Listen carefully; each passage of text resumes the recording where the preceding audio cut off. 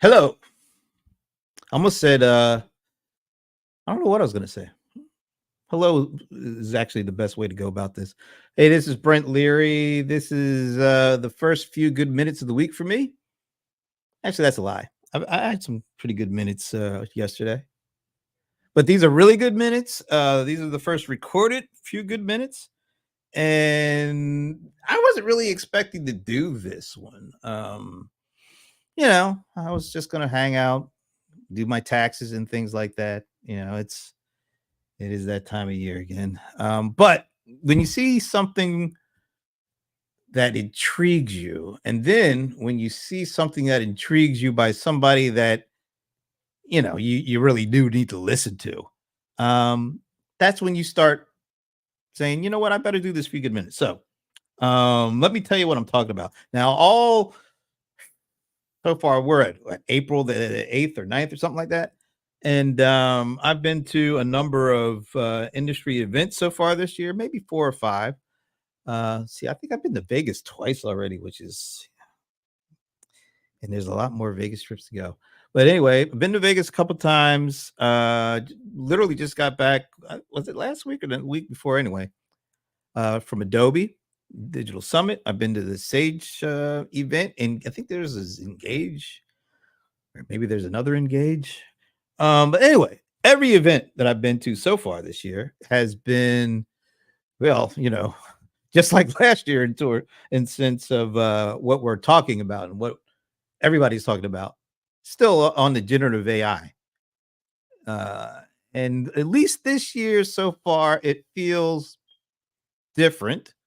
Last year was all about, hey, we've got it, and a little song and dance, and yeah, we got you covered. Yeah, And then as the course of last year moved into this year, I noticed it was getting a little bit more substantive around the conversation of Gen AI. Like we're actually hearing some use cases. They're not just can you draw me a picture of a grape ape or something like that. It's actually like, business kind of stuff. So and then this year it's that momentum is picked up. I've been the Trailhead one for Salesforce, Adobe Summit. I mentioned Sage, I mentioned Zoho Day. So everybody's talking about it. And I know this is just the tip of the iceberg. Hearing about use cases, hearing about industry focused LLMs. We're about narrow language models. Last year was all about the LLMs. Now it's all about the narrow and small and domain language models. So it feels like there's some progression. But then I get this email that led me to this blog post. Are we still doing blog posts? We're doing some posts. It's posts with content, written content, and it just grabbed my attention. So wanted to read a little of this. There's a little bit more, but I'm just going to read this out loud. Expectations are high because this is all about, we're talking about Gen AI here. Expectations are high, but real world implementations are modest. Demos promise automated personal assistants that can book travel, schedule meetings, write promotional copy, and build compelling PowerPoint. Yeesh. Is that oxymoronic at this point? Can you actually build? I don't care if it's AI or humans. Can compelling PowerPoint models presentations actually be built at this point? I don't know. I'm just going to skip over that one. Reality brings us meeting transcriptions, call summaries, and glorified FAQs. And one more thing before we get into the meat. So keep all that in mind because it has become increasingly clear to the person who said this that Gen AI will benefit from a gap year to discover more about its potential, achieve maturity, and gain acceptance in the real world. The real world. We're not talking about MTV, by the way. We're talking about the real world. So, these words, they're really interesting words just on the face, on the surface. It kind of makes sense to me a little bit. But that's not the reason why I'm reading this to you and spent a few minutes actually creating PowerPoint slides now that I think about it. But here is the reason why it's really worth you guys paying attention. It's because the Botfather said it. he wrote about it. This is somebody, of course, Dan Miller, who is the lead analyst and founder for Opus Research, but I like to call him the Botfather because he's been the one that has led the charge for like the last couple of decades in this whole conversational commerce, conversational AI. And so when he's talking about Gen AI needs a gap year, it made me want to do this. Add Whoa. him here. Wait. I'm still looking. Oh, wait. The eclipse is it over yet? It's over? Oh, damn. All right. What have So I been? welcome, Dan Miller. I call him the Botfather. You call him the lead analyst for Opus and founder of Opus Research. Call him a buddy of mine too. So Dan, thanks for taking time to join me. Hey, I love the attention. Thank you. Isn't that Hey, all the great? last time we did this, you helped me coin a concept that I've been working on before the gap year. That was the move from DIH to DIY. Because that's part of this deal is enterprise decision makers were like deer in headlights because all the vendors had their solutions there, and they're caught with this challenge of, oh, how do I assimilate this? Where do I put it into my agent workflows? Do I point it at customers and stuff? Yeah. And I would argue we're in a gap year, but the gap you already put up there is that the vendors are showing all this great stuff. And then what's being used in the marketplace is transcription, summarization, and some insights, right? Well, so that's like the interesting part of that gap year kind of concept. First of all, I'll be the first to admit I didn't get a chance to have a gap year. Like I went right from senior year right to freshman year. I would have been nice to get a little gap year. Did you get a gap year, by the way? It turned out to be 6 months. So I graduated high school, was pretty convinced I knew everything, and that the education system was broken.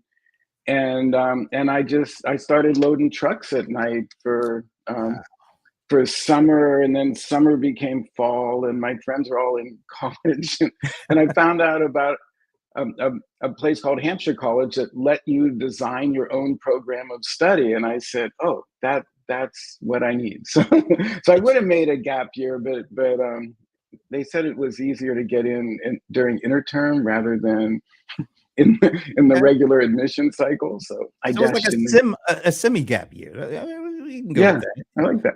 But before we get on with the actual subject at hand, I always thought the gap year is like you go abroad and you spend time just roaming the streets of Europe, Paris, London, Rome.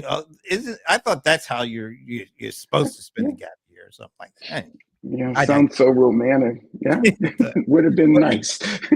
What doesn't sound romantic is this idea of a Gen AI gap year. So let me see. Is the gap year meant for the people that are excited about what they've heard about Gen AI, but they don't seem to be able to actually do anything beyond the write 300 words of poetry in the the vernacular of old Shakespeare, or something like that, or paint me a grape ape and an orange gorilla and bring them together, and that kind of stuff. What Because does their offspring look like?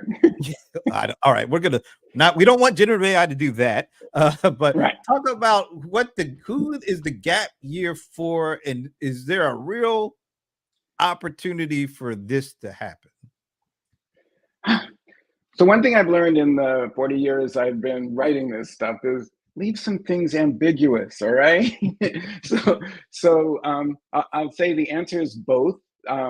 But as I pictured Gen AI, doing this horrible thing of giving it a person, making it into a person, whatever they call that, anthropomorphism. As I anthropomorphized Gen AI and sort of took some of the truth, which is it's always training. We're talking about machine learning. It's a technology from the 60s. It just means that, nothing's fixed here. It's just going to keep learning. So okay, lifetime learner here with an infinite lifespan. The fact that it's autocomplete on steroids. It doesn't think, it doesn't really learn. It just gets better at predicting what the next word is. Just give it some space, and have humans sort of recognize what its limitations are. So what you do let's say it's a gap lifetime. Well, what the first line of this essay was. It was, like Billy Pilgrim, GenAI is unstuck in time. And First of all, I got to it, stop it you right just, there. You assume that we all know who Billy Pilgrim is. and that's not true either.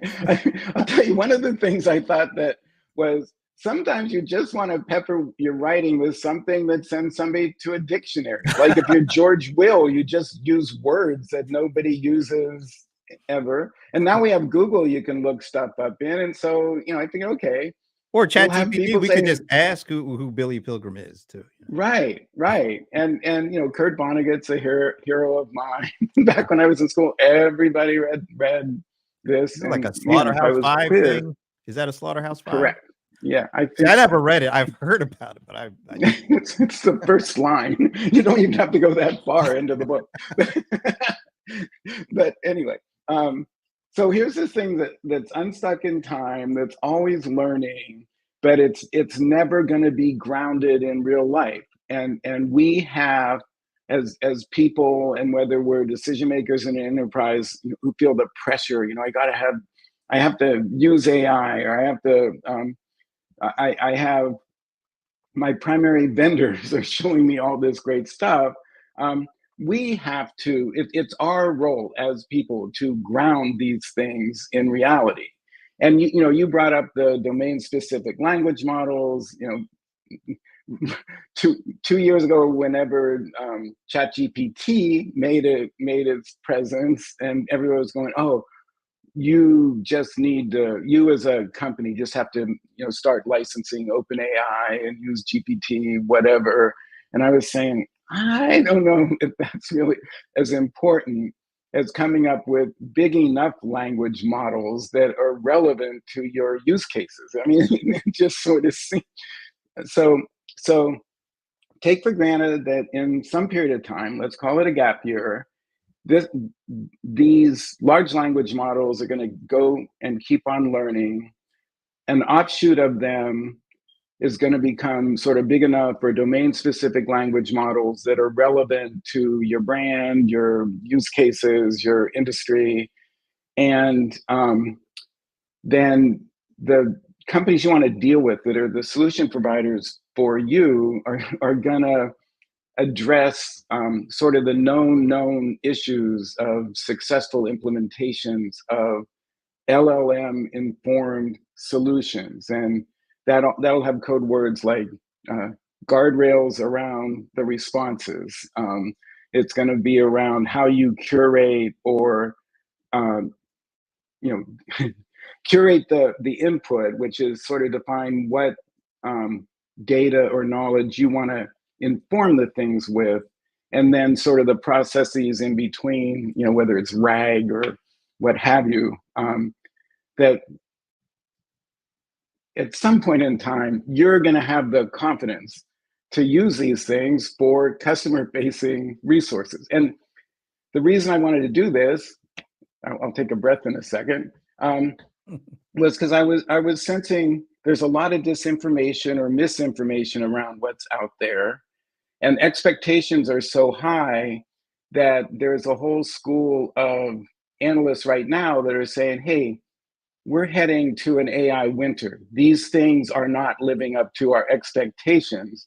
Therefore, we're never going to bring them into the critical path between me and my customers, or my brand, and what have you. And I just think it's time, stop, take a breath, call it a gap year, call it what you want, but let's bring expectations in line with the capabilities, and also define what we need to do to make this stuff work. Is it a gap year across functions? Because it seems like from a marketing and a content creation, like just pure content creation, not things that and will go into an assistant for helping somebody, but just from a Yeah, pure content creation. We're seeing open AI roll out Sora, so they're starting to get into the video creation stuff. yeah. And I looked at that video. I think it's like a minute and 20 seconds or something. And all right, the only thing impressive about that video was we knew it was made by a computer. If you had just shown me that thing on its own, I would have been like, yeah, okay, sure. But when you say, "Oh, this is made by AI, generative AI," then it's like, "Oh, okay, well that's interesting."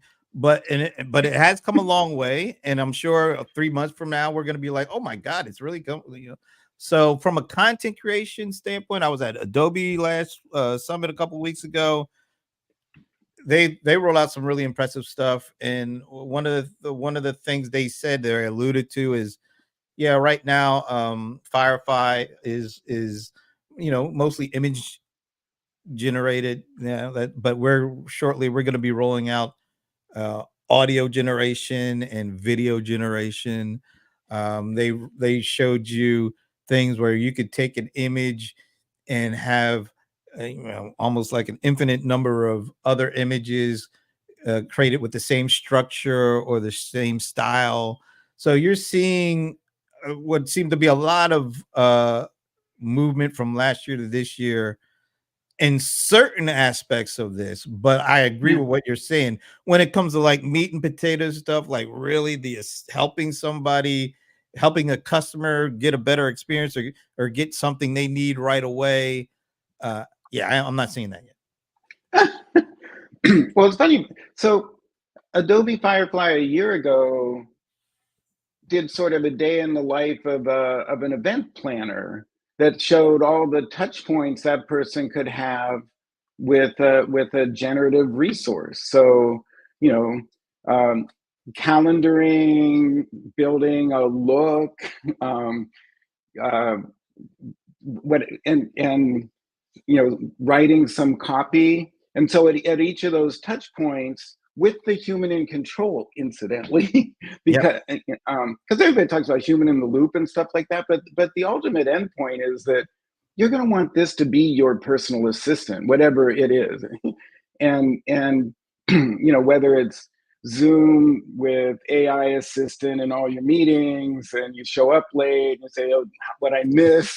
You use your own words, you interact with the thing, you take for granted that it's gonna work its wonders. We used to not, Chat GPT's advent, biggest curse was stuff that happened under the covers for years was all of a sudden made conversational. So here's a conversational interface for some generative resource where before, to your point about Adobe showing something, you say, "Oh, whatever." It's unremarkable if it works.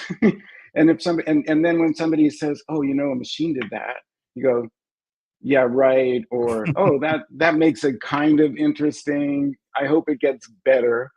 But I mean, now now we're gonna have like a co-pilot slot on every piece of productivity software out there. And what I try to make the point in this essay is there's a school of skeptical analysts, journalists that are going to point out everything that goes wrong. The bot in New York City's um, small business support that says, "Oh yeah, you can throw a tenant out anytime." Just sort of make stuff up in response to questions, and Right. that is inevitable. Whereas if you just sort of step back and say, put think of somebody that's using it, and this is why this is how to spend the gap year is to assume that maybe it doesn't get better. It's always going to hallucinate.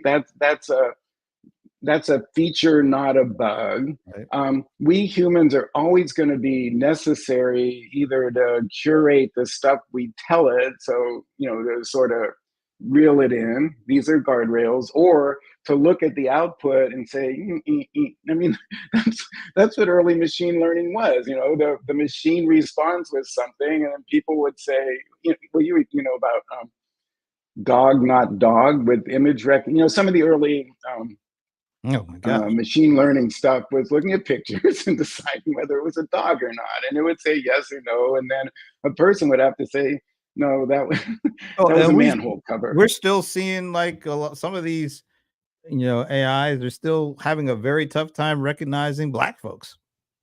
I mean, Oh man, yeah, and and and and it was a stop the world moment, and rightfully so. um, and you still go on to Gemini and say, actually, I wanted Gemini to make the picture. I said, draw me a picture of a anthropomorphized Gen AI on a gap year.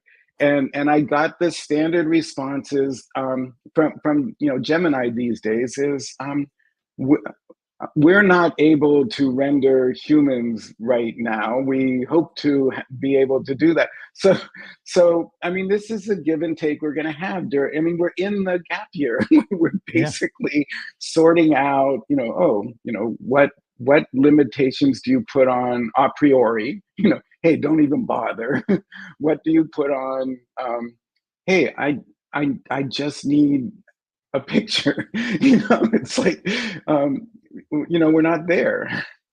What about what role does human laziness play in this? And can a gap year cure that? Because a lot of times we're using these tools and they're not supposed to be used as a complete 100% replacement.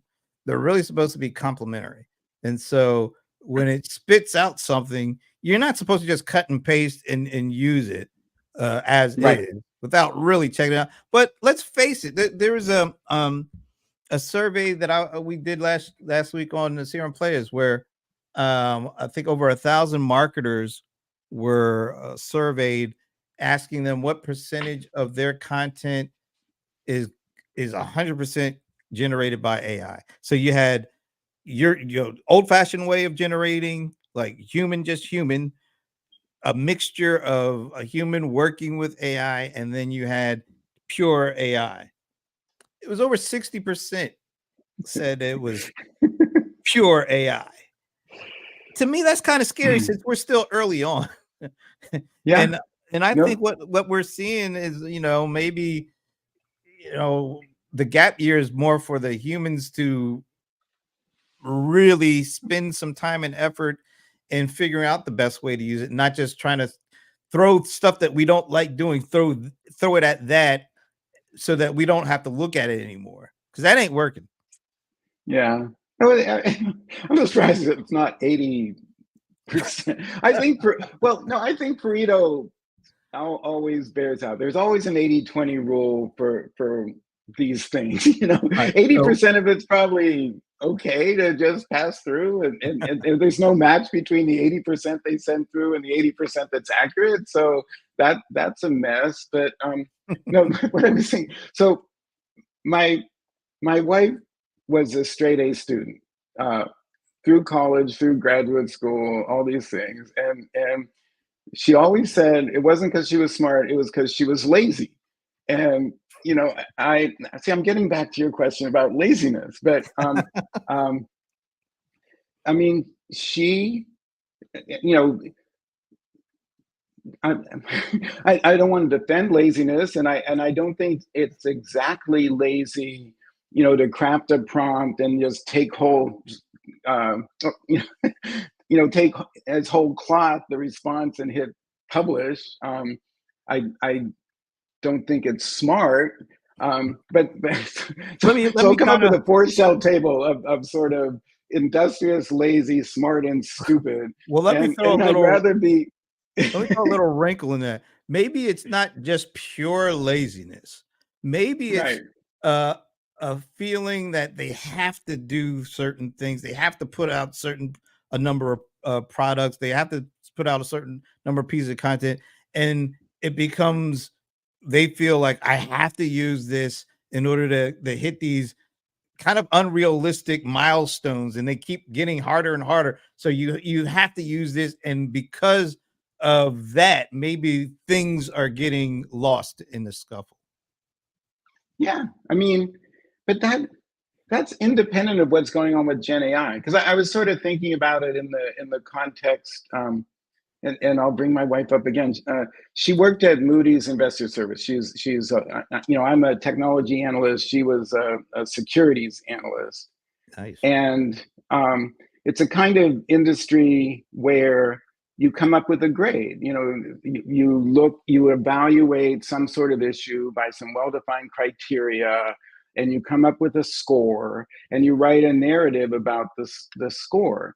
And talk about something that an algorithm, talk about a process that would benefit from an algorithm, and what kept humans in the loop was there a personal reputation. It's like, she had, specific, she was municipal finance, so it was cities or public agencies that issued bonds, and needed a score and needed a description of that. And it's something that I bring up because as the parent company came under scrutiny for, hey, how did you get those ratings? Aren't you taking money from the issuers to then return a rating? Blah, blah, blah.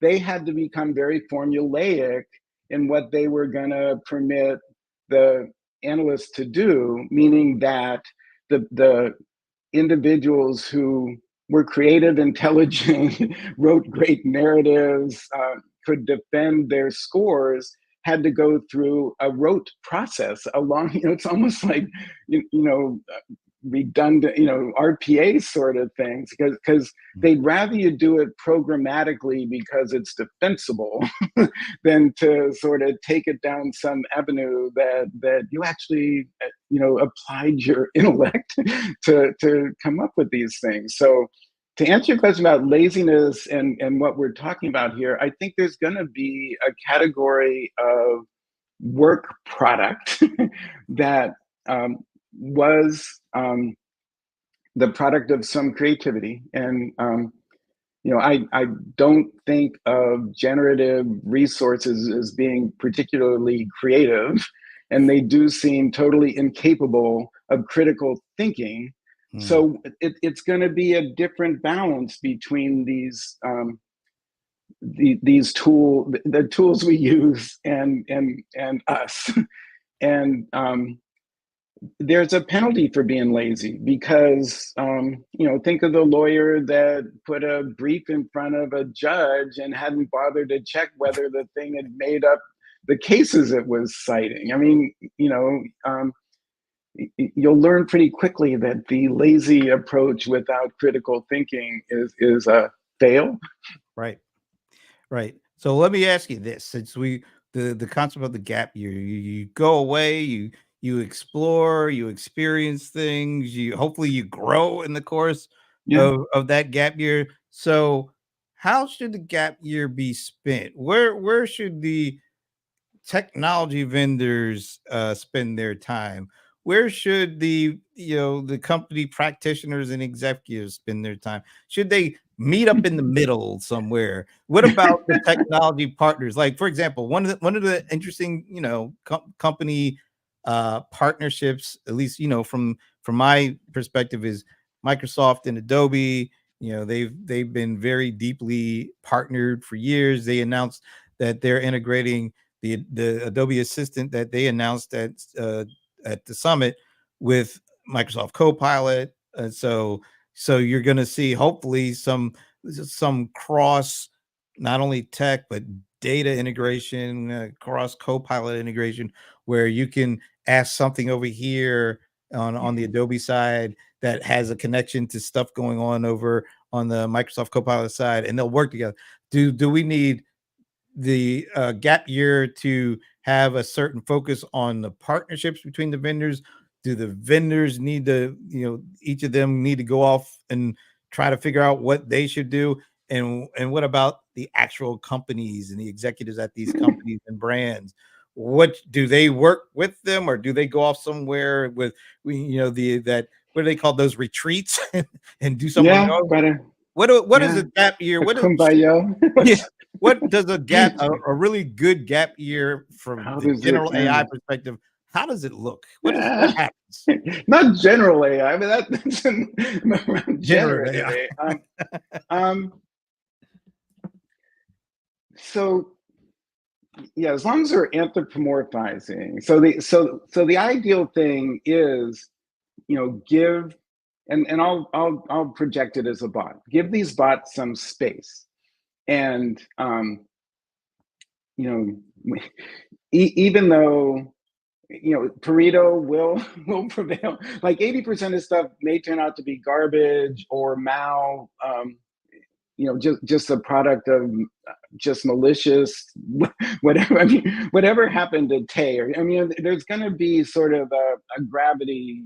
At the end of my essay, I said, okay, there's proponents and there's skeptics, and so figure out who you are as a person. And if you're a proponent, then you monitor pretty closely a couple things. One is, how the developers of different models are packaging them so that that you can bring you hey, bring your own LM, bring your own language model is a very useful thing to think about. So to funnel into sort of your observation, hey, will these all interact? Uh, Keep yourself as a person educated in how you might benefit from the fact that yes, they're Zoom calls it like a hybrid approach or a federated approach. And assume there's going to be a federated approach where these things get smarter together, where there are domain specific flavors of them that are going to keep getting smarter. That's the gap year. They're getting their world experience. They're getting all that sort of thing. Assume that they do talk to each other. What always looked interesting to me, back when this was conversational AI, not generative AI, that there were different vendors that were saying, oh, we got a bot for that. So, it would be like a bot that answers the phone, a bot that, figures out what your intent is. It then knows that, hey, there's another bot that can do this better. That was becoming, or is becoming, because none of this is in the past. This is in the gap year. Anticipate that we humans are the friction that keeps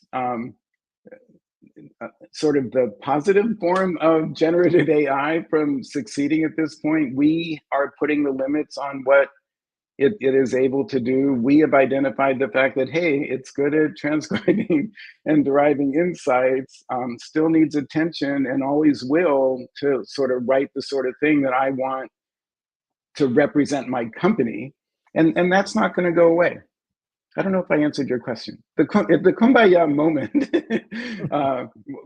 won't be sort of black and white, like, oh, the prodigal son returns or anything like that. This thing's going to wander off in the wilderness, and every once in a while you'll have a touch point. You'll say, hey, is it soup yet? Can I try it here?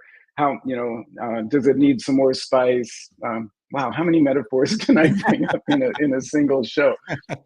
No, it should wander, because it's still taking data from us, and man, we Yeah, wander all over the place. We don't know exactly, how to get from point A to point B, because a lot of times we're going zigzagging and going backwards. We're not going straight, like, it yeah, would logically seem would be the way to go.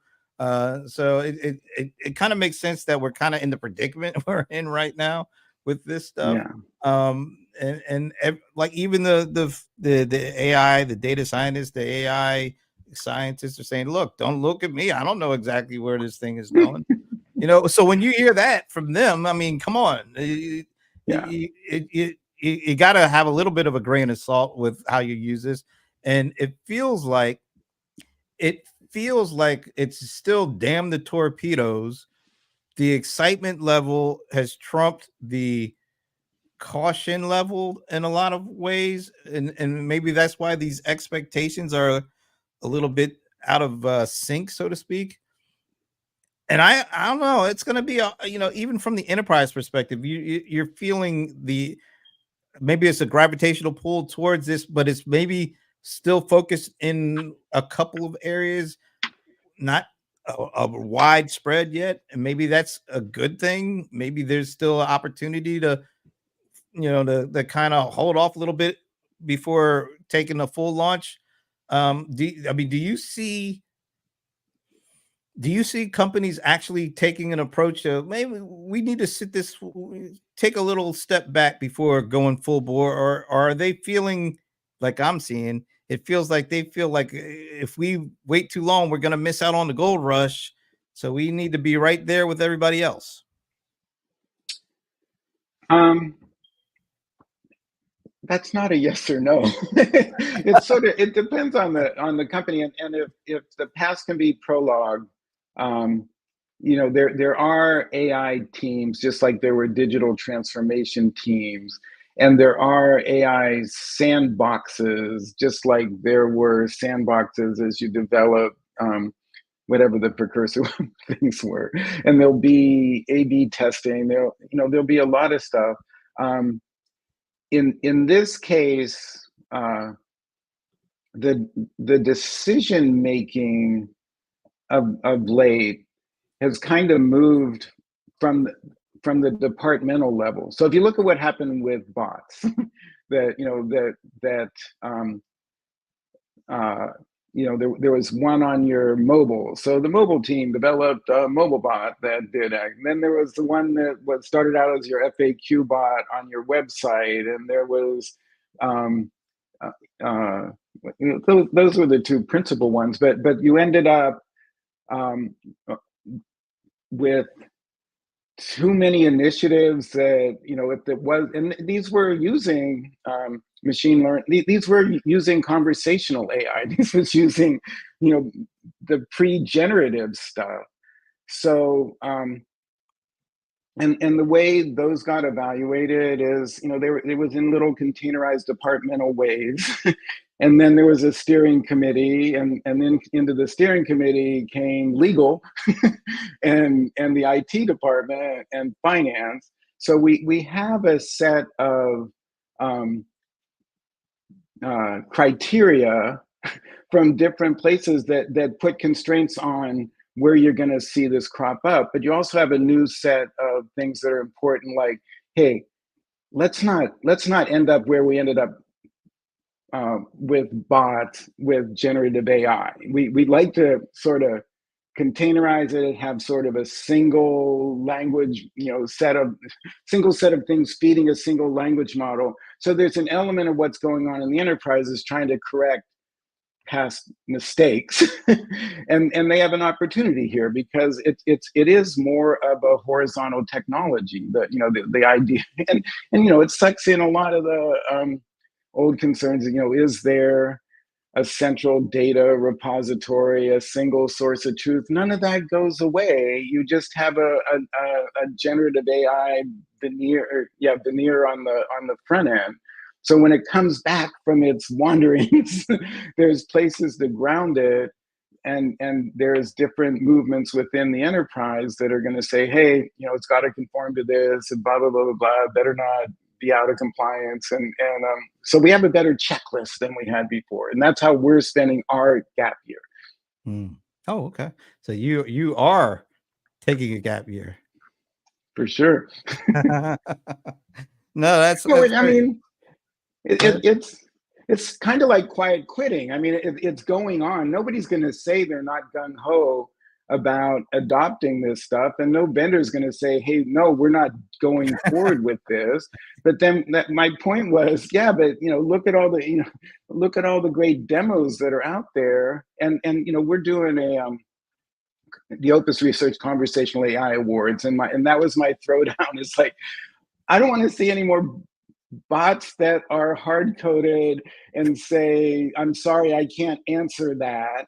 I want to see evidence that we're moving something that is a little more, I don't know what the word is, but robust or what, and when it fails, it doesn't fail in a predictable way. I don't know what the thing is, You know what but though? what I'm so it's so interesting that you say that because last week Amazon came out and they're shutting down the those self ghost checkout. stores where where you could Yeah, just walk out of the store and it'll check you out. And part of it, we find out that we thought it was all technology driven. What was going on apparently was they had like a couple of thousand or 1,000 people in India having the ability to see what's going on in each store because they all have webcams, and they were somehow integral to figuring out who's walking out with what and then charging. We thought it was all technology driven, and we yeah. find out it was actually not. So I understand what you're saying here because you don't want the smoke and mirrors or you don't want the hard coded. You want this to be what the promise is. Right. But it will start out because this is what we learned with speech enablement and transcription is that like the world got preoccupied with accuracy and they said, okay, we can be 99% accurate, but we're shipping everything out to India for somebody to transcribe it. And in the longer run, we will automate part of this. So, but that was the whole, I mean, nothing really changes. Garbage in, garbage out will remain true. You figure out how to operationalize, and then you automate your operations. That doesn't go away. It's just, I swear, the thing that's different is that processes are much faster, and you can do stuff. I mean, these things are able to do things that they were not able to do 3 months ago. So Right. the refresh cycle for the technology is just faster than I've ever seen. So you move from sort of saying, oh, here's defining the process to automating the process to uh, uh, AI infusing the process in a much shorter period of time. But you do sort of start with humans, and one of my points is, and you're never going to drive humans out of this. So so spend some of the gap year figuring out two things. Well, figuring out what has a positive ROI. Because the reason things landed on transcription and call summarization in the contact center and that sort of stuff is that had a positive ROI that you could do without, exercising too much of the capabilities. So now you want to spend time in the gap year. So first of all, understanding what your costs are today with the current prices for tokens, with the language models and all that, and the reduction of human, some automation, and then project what the reduction of human input is. But that never goes to zero. We humans will have a slightly changed role, but we have a lot of roles in there, and I still think there'll be a positive ROI. I hope so. I think so too. There's so much promise, and you would hate to see the real positives not come to fruition because of the negatives or the things that have to be worked out in order for all this potential to be reached. So, we're I almost don't want to ask you, but I gotta ask you, where are we going to be a year from now with this? Where do we think if we get I don't know if we're going to get the full gap year in. Maybe it's like the semi gap year. I don't know. There's some time to think and really not just go completely into reactionary mode, but to really Yeah, contemplate, think, collaborate. What's going to happen if we get at least some of that gap year time to do some of the things that you talk about. yeah. So year from now, there'll probably be some unpredicted use cases that come out. Just the way like call summarization did. But I think in particular verticals that everybody said, oh, these things aren't going. These aren't going to use AI. These aren't going to the cloud. I'm thinking financial services, healthcare, retail. There's going to be use cases that focus on the day of the life of a customer, the day in the life of the employee. And we're already seeing, like, a bot that can help the scheduling of a contact center agent, do a bunch of, these things are going to prove that they can do things on your behalf that make your life simpler. This addresses your laziness thing. Is you know solution providers are going to reinforce the classics. How you reduce the effort, how you reduce customer effort, how you promote employee happiness. I used to think that was funny, but I'm just thinking about all the ways that, and we've seen this in HR. So on a industry by industry basis or function by function basis, you're going to find specific areas, like in HR, the onboarding. Well, the HR people are finding the interview. They're standardizing around interview. I talked to somebody yesterday who said, "You're going to get a kick out of this. I'm interviewing for a job, and I was 2 days in when I realized that the person I was interacting with was an AI." and Wow.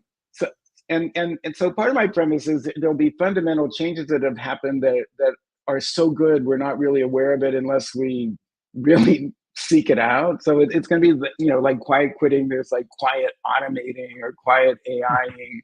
Quiet And automating. You just came up with another one, Dan. Quiet automating. I like that.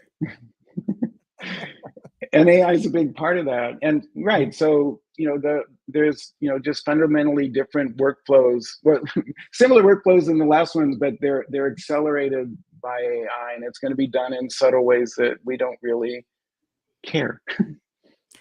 I think that has a really great opportunity and potential to come through, because there are certain things you don't mind not really knowing if it's automated or not. I just, as long as it's easy and does what I needed to do, I could care less. And of course, there are Yeah, other things that, like, I really hope there's a human here.